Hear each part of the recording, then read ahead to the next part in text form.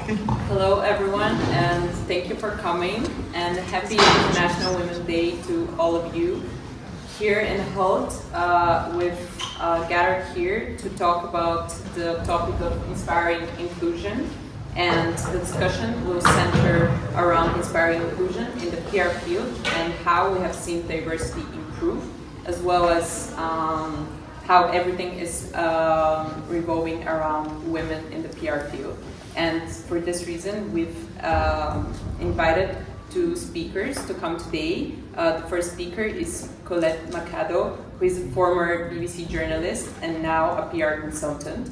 And as well, we have Brennan, who is the founder of communications agency, AB Communications, and she has former experience into the fashion industry with PR. So without further ado, let's welcome Colette. Hi everyone, happy International Women's Day to the women. My name is Ali Porti. I'm an alum of Hult. When Hult was in Russell Square and all of us were crammed into like 2 townhouses. So this is nice, the facility that you all have here. I'm a fashion journalist. When I got my degree at Hult, it was in international relations when that was a program offered here, and I thought I'd be in Washington or Brussels doing something with international politics, but I have landed in the world of fashion and journalism. I don't have a degree in fashion or journalism. I'm a history and international relations major, but I work with PRs all the time, and it's quite a fascinating field. And to get this discussion started off, I'd like to just ask a couple of people in the audience, what is your definition of PR? What do you think a publicist does? If there's someone who would like to answer. No one? Or, oh, okay. You help train people, for example, famous people, how to approach interviews and how to behave, what to say, the body language. Yeah, that's certainly a part of PR. Anyone else? Yeah. Brand image and crisis response. For sure. And I saw a hand back, yes. All communications, whether it's internal or external, depending on whether you're working in-house or with different parties, for instance, advertising agencies or any others. Yeah. So, Anna and Colette, I'd like to open it up to both of you on what is your definition of public relations and how does that differ from marketing and communications? So, Colette, we'll start with you. Thank you everyone for coming today. Thank you. And happy International Women's Month to the women in the group, in the audience. Okay, so what I did for the benefit of this question, I actually just kind of Googled it and I came up with a number of definitions.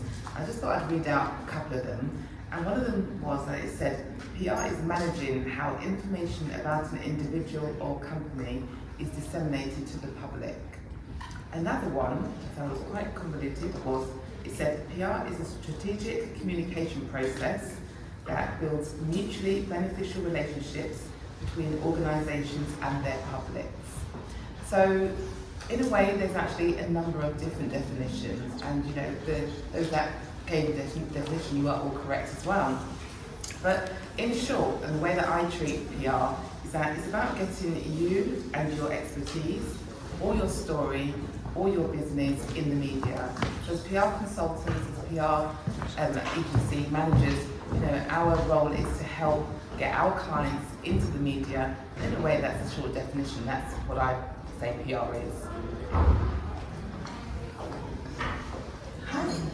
So funny that you said you Googled it as well, because when I got the questions through, the first thing I did, even though I've worked in the industry for 13 years, I think PR and the definition of it is something like everyone just said a completely different answer.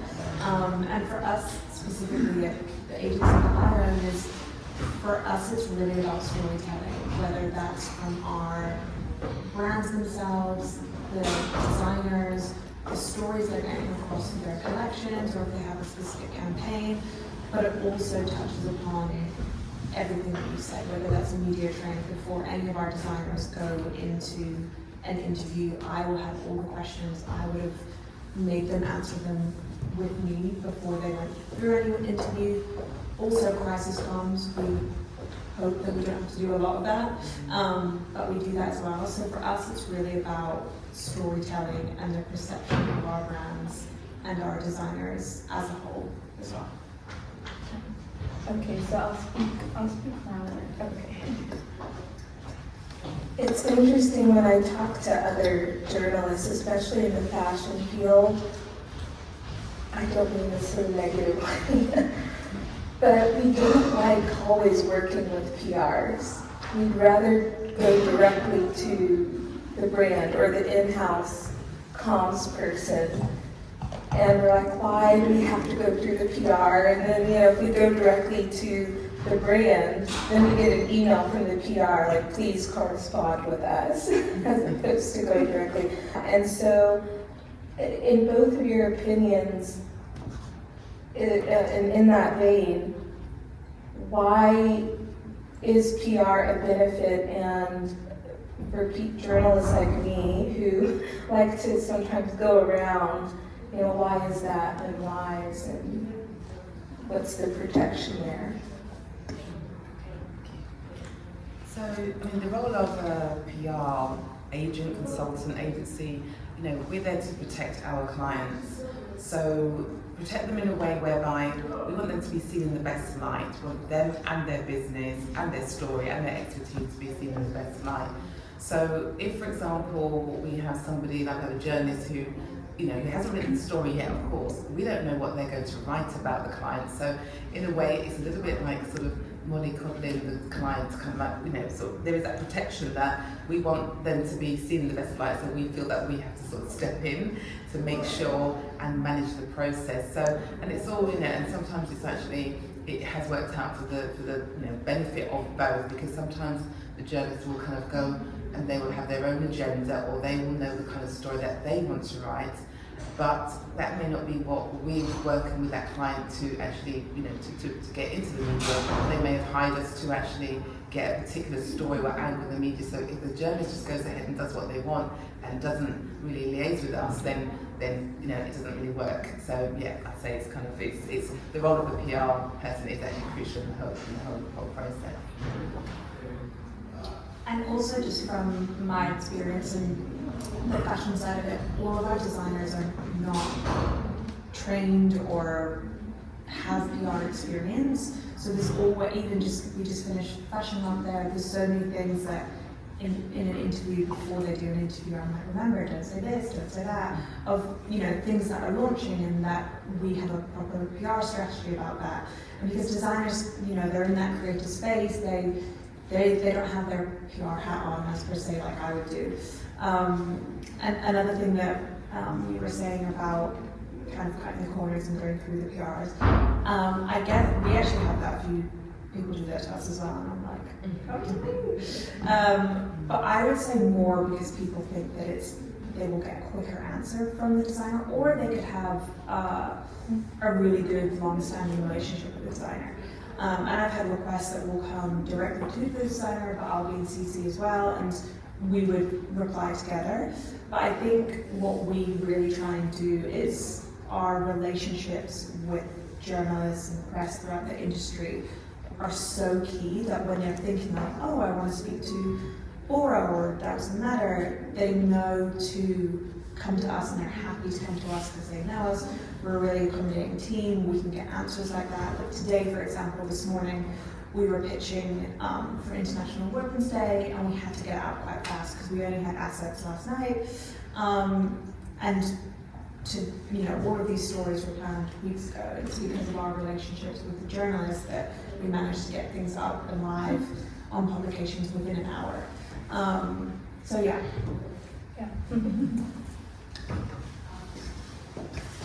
What barriers have you faced or experienced as a PR or as a woman in PR, and how have you overcome them?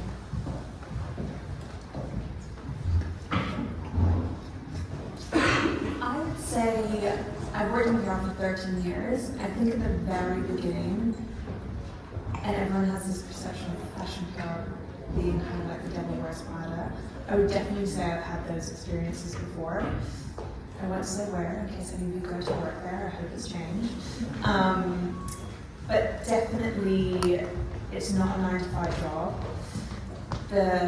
The way you can be treated sometimes as an intern or an assistant can always be but I think also I've always had female bosses throughout my whole career, some amazing, some not so, and that is what kind of pushed me to create my own agency, and then kind of had the opposite drive to kind of change the way that PR was. That didn't have to be this daunting, intimidating fashion environment that a lot of either agencies or in-house teams have, and also flexibility as well. So you don't feel like you're in the devil wears Prada, because some offices really are like that.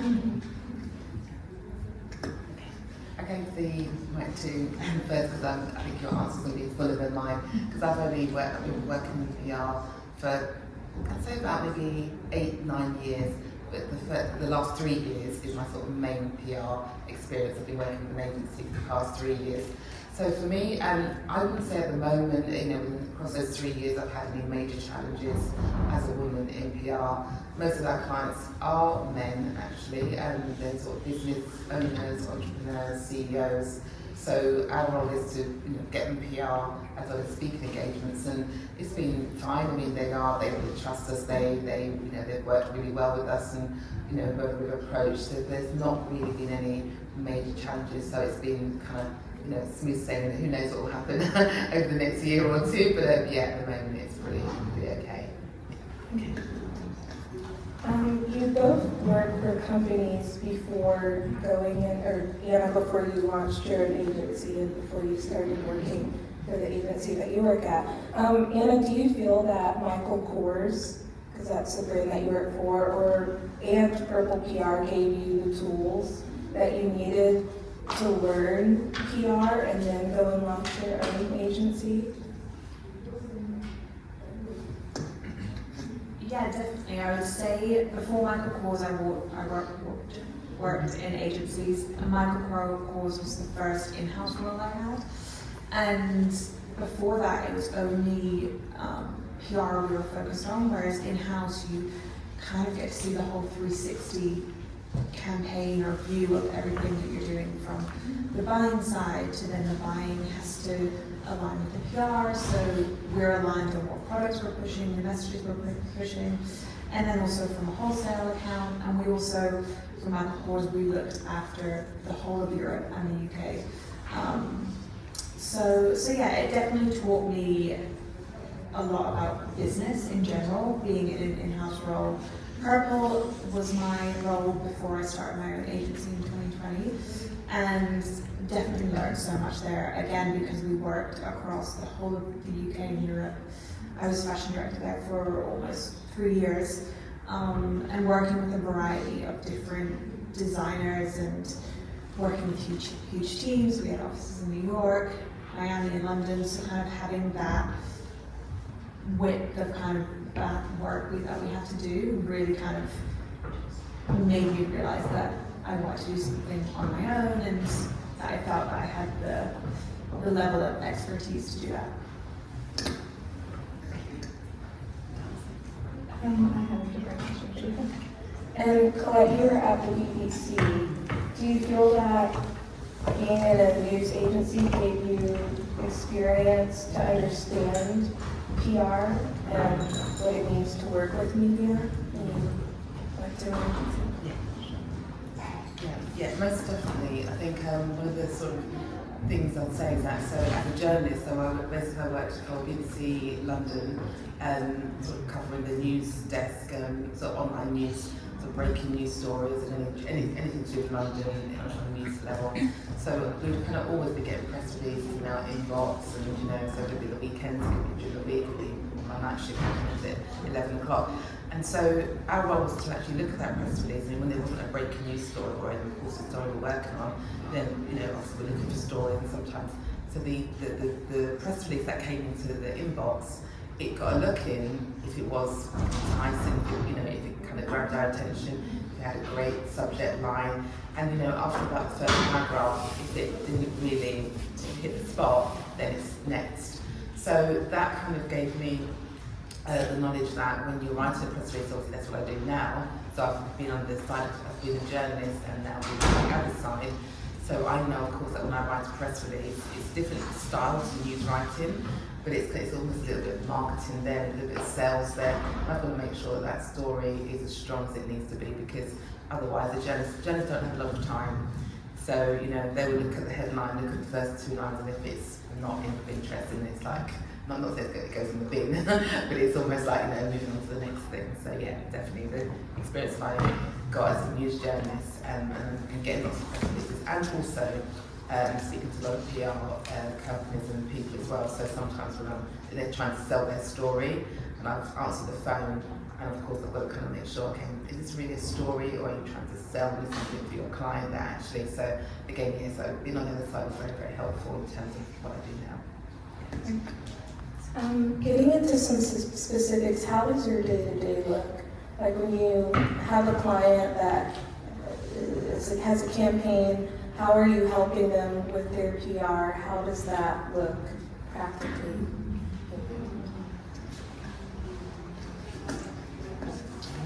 So our day-to-day is literally different every single day.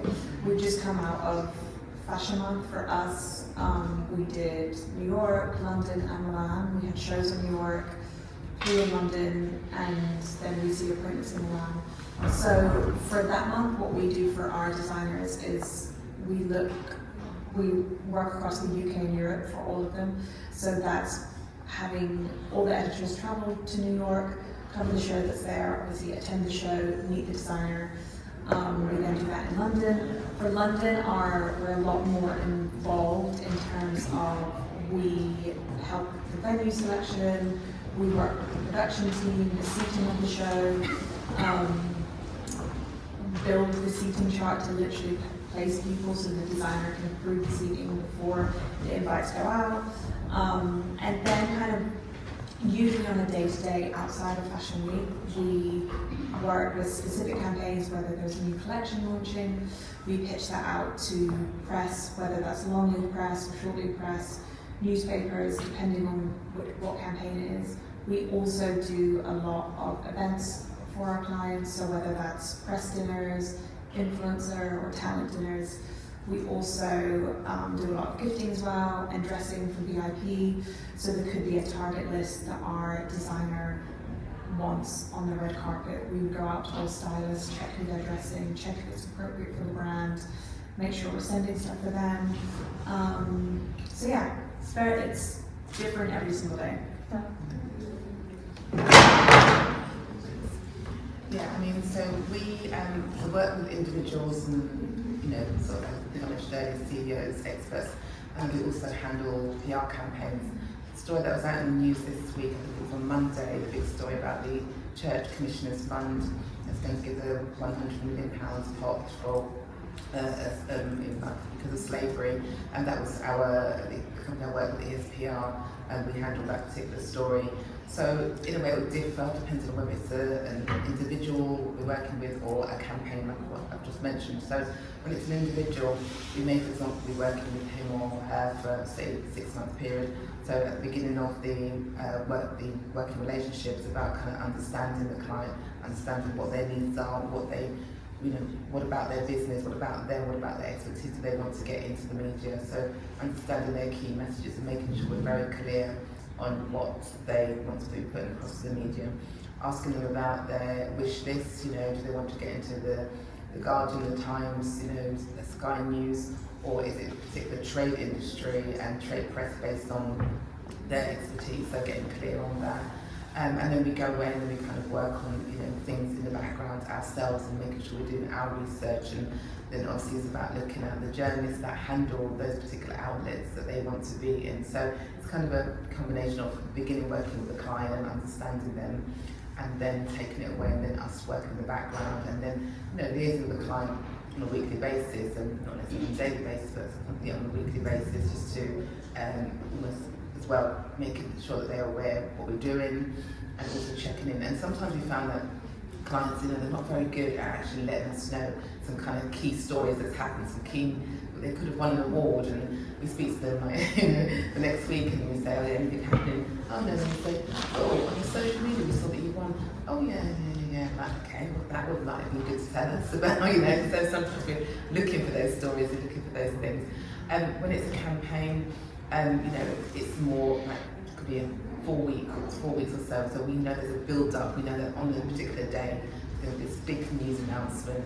So everything is like leading up to that day, kind of just getting all the ducks in a row, kind of making sure we're lining up the journeys and making sure that on that particular day, then news is like we literally all let loose. So basically, that story I mentioned, we got over 300 pieces of coverage for that particular story on Monday, and in fact even just today, the bishop, he was very heavily involved in it. She's still being interviewed, so there's probably going to be over 400 because it went across the Caribbean as well, and the US. So yeah, it's kind of different depending on whether it's an individual or a campaign. I think it's harder being a publicist than a journalist because you're trying to get the attention of journalists to cover whatever that your client is needing coverage for. I get about 30 to 50 press releases a day, and I delete about 98% of them a day. There's a big event happening this weekend at O2, and a publicist wanted to meet me while I'm here in London, but I really don't have the time to meet her. And then she emailed back and said, can you do a Zoom? And I said, I don't even have time to do a Zoom while I'm here. And she said, well, when you're back in the US, I can send you some treats and goodies, and then you can have them to eat while we're having our Zoom. Like, she's trying to catch attention because it's hard getting coverage. So what strategies do you put forth to lock in some media coverage?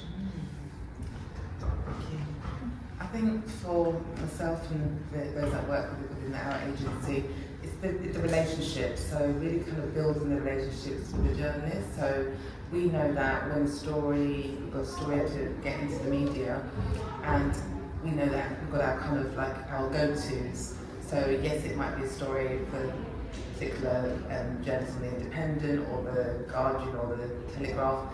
Now, if we've got a good relationship with that particular person, then we'll go to them. But if not, we'll kind of go to the ones where we're going to get the yeses more quicker, and then we'll kind of go to the others. So it's in a way that's our strategy, just kind of making sure. I think PR generally, once you build relationships with journalists, that's really what you need to really kind of hold you in good stead. I mean, again, just looking at sometimes being creative with what you're pitching. Sometimes, you're pitching this particular angle and you haven't heard back from the journalist, you have to kind of rethink, okay, well, would I be interested in that? So sometimes it's a little bit just kind of like seeing how you can kind of make it a bit more creative. So as you rightly said, it sometimes can be very hard. And you're like, just answer my email or so yeah. And yeah, I would just second that. Relationships with press, I think, are really, really key.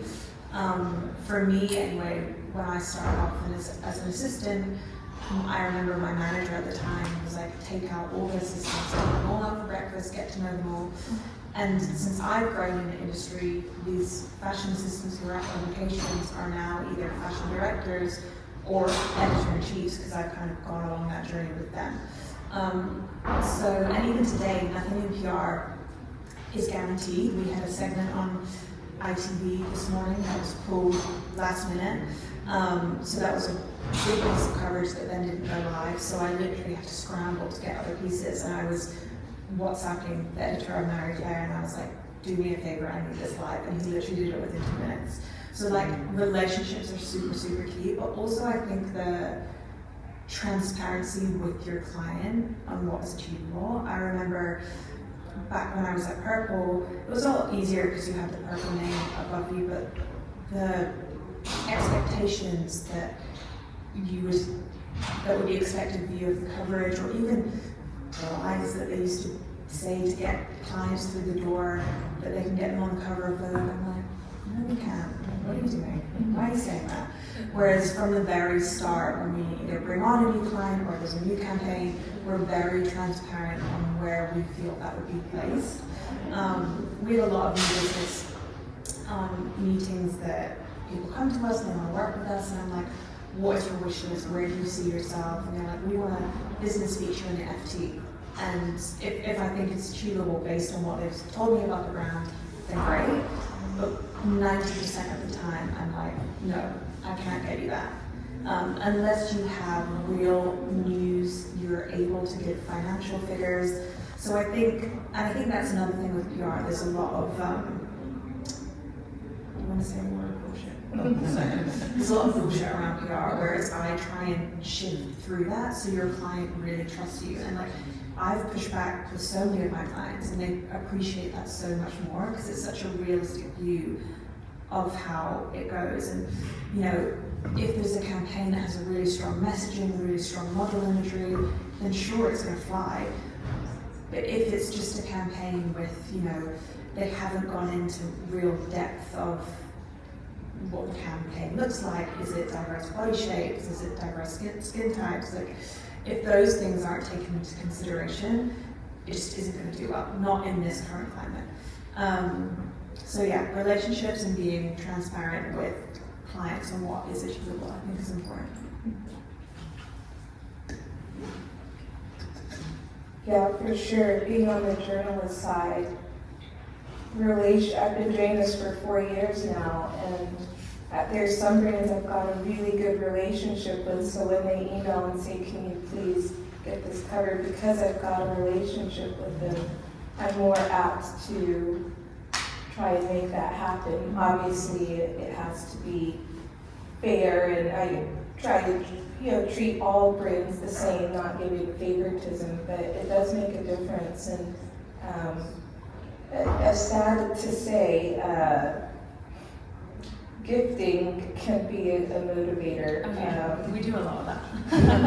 And that's why a lot of publications have a cap on how much media, the price point, like Forbes, you can only receive a gift up to $100. And not all the time.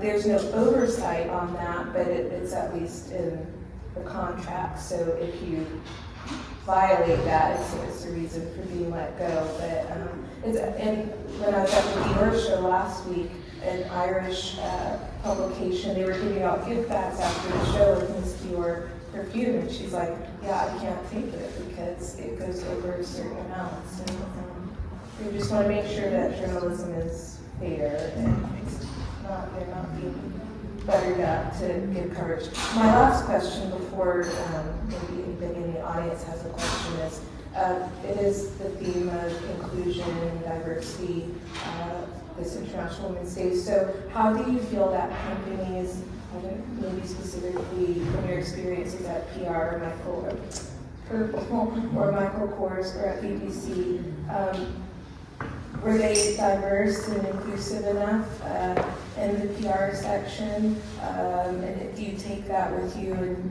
the agencies that you work for? Or how can PR agencies be better at inclusion for women and all people? Okay, so I'll answer mine in a sort of indirect way.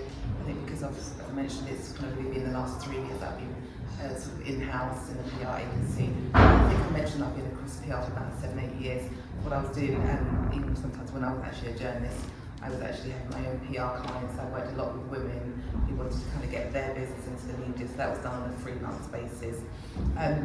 So in terms of inclusion, diversity, the way I'll answer that question is that I think it's about PR agencies understanding that, of course, we live in a multicultural society. The world is diverse, so everything and anything and everywhere, is diverse. So why not? So, a PR agency, I believe, needs to be diverse. I think they need to make sure that women are part of the decision making. Women are at the table, and that's all. A range of ethnicities. If you have just one set, if you have just men or just white men or just, just black women, then that wouldn't be diverse, would it? So I think it's about understanding that that's where things need to be. And just ironically, I think I'll mention, I'm not sure if anyone knows about this, but there's something called Women in PR. And just this week they announced their sort of shadow board, and they're about, women in PR are about embracing diversity, getting more women in leadership roles in PR. But interestingly, their board that they've just announced had 9 women on it, and not one woman was a woman of colour. So they're actually now reviewing their EDI strategy just to rethink. They're thinking to themselves, actually, well, if they say that they are about women in PR and about being diverse, when why would their board be have not one woman of colour? So that's actually it's in the PR weeks, and I'm not saying it's in national news, but it's actually being it's out there. That they're acknowledging that it's not the right thing. So my point there is that in a way, it's great to have an organisation like Women in PR. There's also something called PR Mums. I think that's kind of a great initiative as well. It's a group of mums that got together and said, we've actually, we've had our children, but we've worked in PR roles. We now want to actually kind of get back into PR. We find it quite difficult. So there's this organisation that allows women who have been mums, who are mums, to kind of go back into PR and things like that. But I think it's, in a way, I think it's pointless having these kind of organisations if they themselves are not going to embrace diversity. So I think it's a really good thing that it's been called out that, you're putting in PR, but you haven't actually, you're not being diverse. So that's why I mentioned that based on the inclusion of the, I would say because I've worked in fashion for 13 years, predominantly it's females that I work with. Obviously I've worked with males, but both Michael Kors and Purple were owned by men. And I would say neither of them were that inclusive or diverse in terms of the workforce. And I think since COVID, there was a real shift on how people want to work, how inclusive they need to be, and not even from a workforce point of view, but from the PRs and their opinions on who's casting the shows, who's shooting the campaigns, who is calling for the models for the campaigns. So all of that, we are so much more involved in than I was never involved in any of that at Purple or Michael Kors. So any runway show our designers do, we are at the casting, and there's never not a diverse cast. For our runway shows, any gifting initiatives, we always make sure our gifting lists are diverse. And I think also for us as well, we represent female designers, female black designers, and I think that is super important. We champion them not just today for International Women's Day, but every day. Yeah.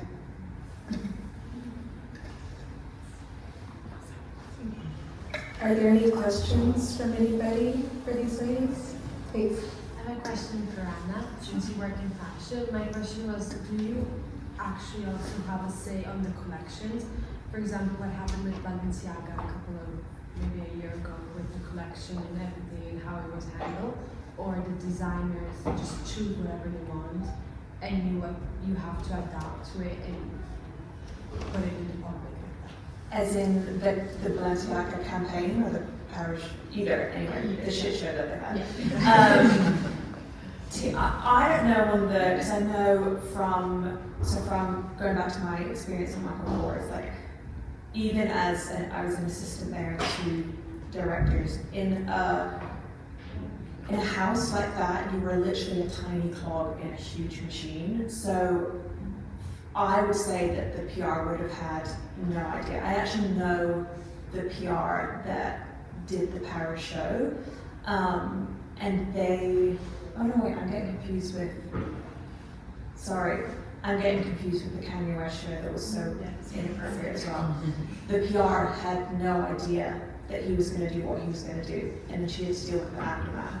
So when the larger organization, the PR probably doesn't know until they see the collection at the same time everyone else does. With us, it's very different. Our designers are a lot smaller. I will always see the collection beforehand, months beforehand. Even now, we've just finished February, probably next month our designers will start working on that. And because we always do Vogue runway reviews, and I write the press releases for the collection, so I see them before. Depending on the designer, so an example, Borax, who's one of our designers, his pieces are very ethereal, out there gowns. I always say that we need to introduce some kind of commercial aspects. So if, I don't know, if there's not a lot of suiting or outerwear or something like that, I'll comment on that in the design process. So it honestly depends. I think if you're a smaller agency and you work closely with your designers, there's definitely comments that you can share. But for example, Balenciaga, like I guarantee that PR didn't see it until the campaign was released, and then probably had a heart attack. Anyone else? I guess a question for both of you guys. When breaking into the industry, what skills or characteristics do you think is needed in order to be a PR professional? For me, I did so many internships before even my first paid job. I did 6 internships. I think it's about getting yourself out there, interning as many places as you can, and also bringing there's honestly the amount of CVs we get every single week, and like you were saying about how to see through a press release, like what stands out. You know, I can read a press release that has an amazing experience until we speak to the person and get their personality, especially with PR and fashion PR. You have to be kind of very enthusiastic. It's not a 9-to-5 job. You have to be really, really dedicated and kind of into fashion, obviously. But yeah. And be flexible too. Yeah. I think because you're going to have, like during Fashion Week, you're going to need to be able to be there and be present and work past maybe 5 p.m. Yeah. If it's Cannes Film Festival, it's 10 days of non-stop. Yeah. Absolutely, yeah. And what I was going to say was just very similar to that point about sort of being a team player.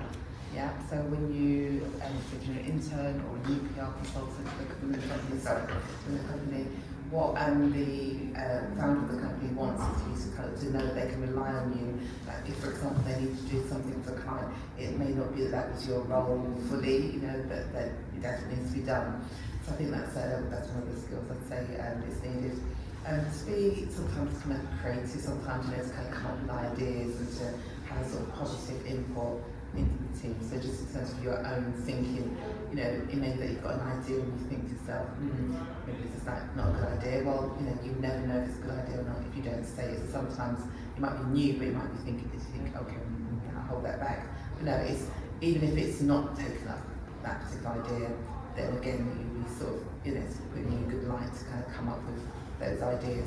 The other thing I think is useful as well is it's not say have sales skills, but as a PR consultant, you're selling your client, aren't you? You're sort of selling the story, putting your client across to the media.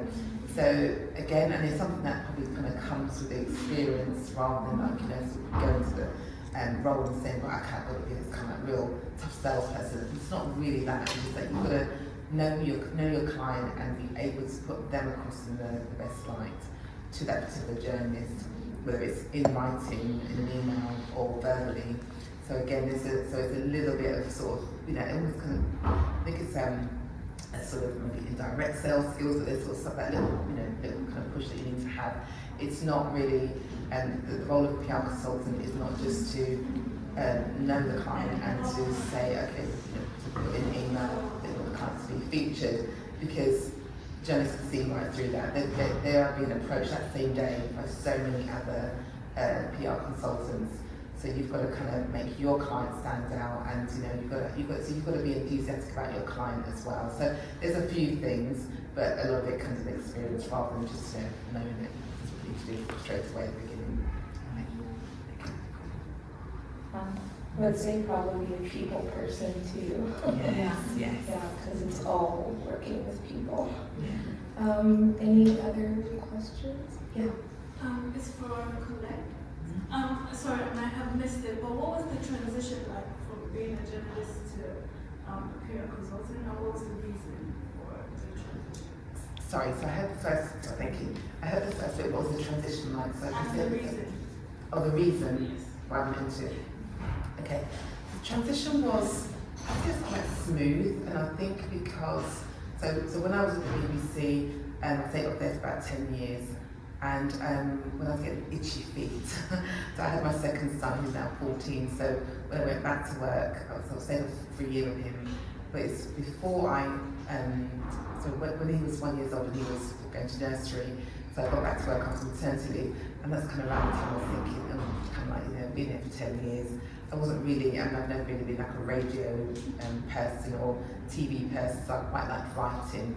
So I remember thinking, I'd like to do something else, and I remember one day thinking, I quite like PR, and I just felt that that was something that I could do. So I had visions and plans to set up my own PR agency, but then when they announced redundancies, so I then decided to take voluntary redundancy.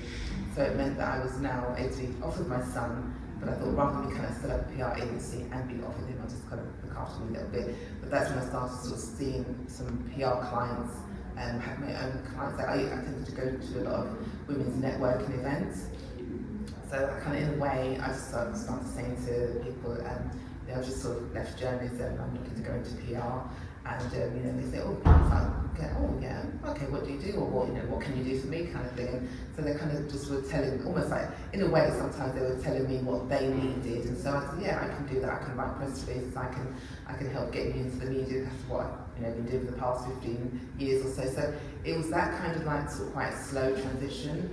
And then, so Eva, who I work with, I was in a WhatsApp group, and it was like, in COVID, in lockdown year. And she was looking for somebody to write a press release for her, and to pay them to write, sort of, put my hands up and said, yeah, I'd like to do that. And that was that. And then maybe about 6 months later, she contacted me and said, she's looking for a PR consultant for her company, and that would be something I'd like to consider. I thought about it, and I thought, well, actually, at that time, I was still kind of quite doing like an ad hoc PR.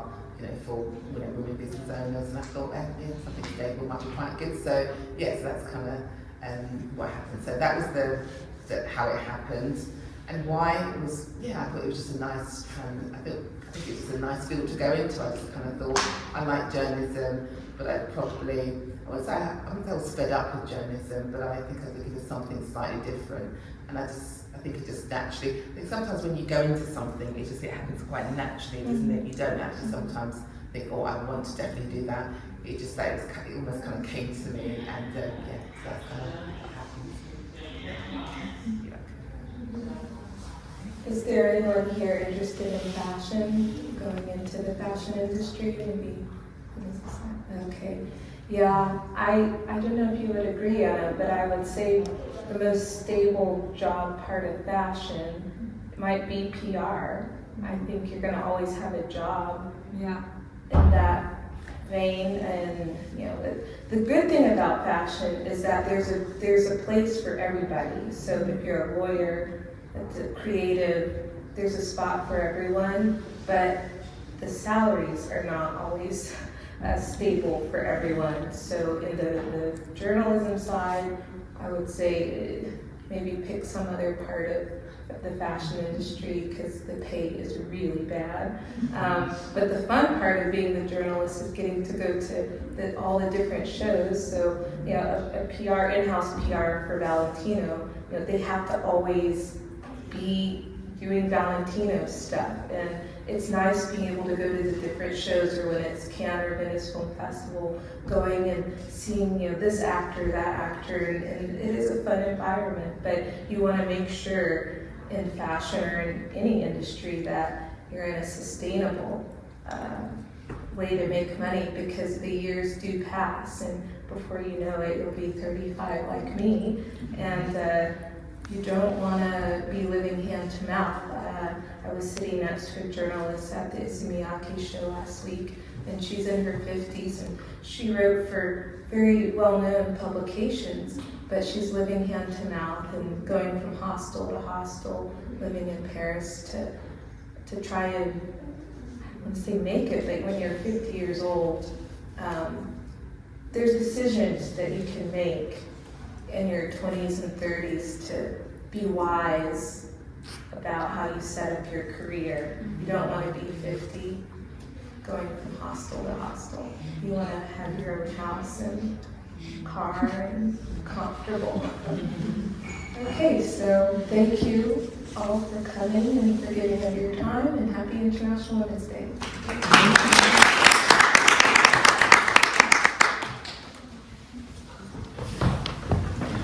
Thank you to everyone.